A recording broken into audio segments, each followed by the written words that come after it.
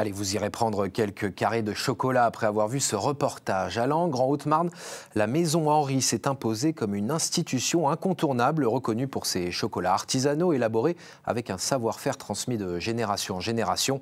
Plus qu'un simple métier, c'est une véritable passion familiale qui, vous allez le voir, se perpétue de père en fils. Geoffrey Tridon, Marie Galland de Fontan.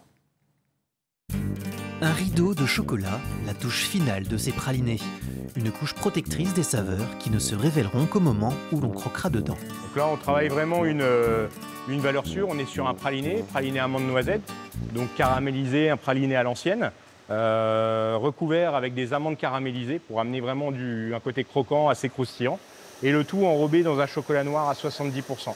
Chaque année, ce chocolatier travaille jusqu'à 10 tonnes de chocolat. Aujourd'hui, le chocolat, c'est vraiment un produit qui s'offre. Je pense que 7 ventes sur 10 en boutique aujourd'hui, c'est dans le but de faire un cadeau, un remerciement. Mais on a aussi les gens qui prennent une boîte parce qu'ils sont invités puis qui vont se prendre un petit sachet pour eux pour le plaisir. Plaisir coupable, exactement. Maxime et sa chocolaterie, la Maison Henri, devenue une véritable institution transmise de père en fils depuis 1956. À 37 ans, il est fier de le dire, il est clairement tombé dedans, étant petit. Les journées d'enrobage, donc l'enrobage de chocolat, moi j'ai des souvenirs gamin, je devais peut-être avoir 8 ans, 8-10 ans, où on était les trois, il y avait mon grand-père qui posait les chocolats sur l'enrobeuse, mon père qui réceptionnait et puis moi qui décorais.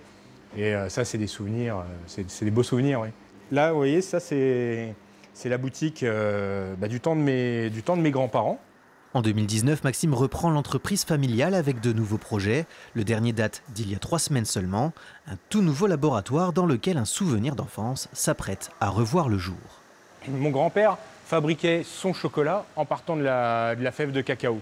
Donc, c'est quelque chose que moi, je sais faire parce que je l'ai eu fabriqué dans diverses expériences dans le passé. Donc c'est quelque chose que j'ai envie de faire et j'ai envie de le faire aussi pour ramener un petit peu l'histoire au centre de la maison. Seulement 2% des chocolatiers français torréfient leur cacao brut. Entre tradition et savoir-faire d'exception, la Maison Henri raconte son histoire, un héritage gourmand enrobé de chocolat.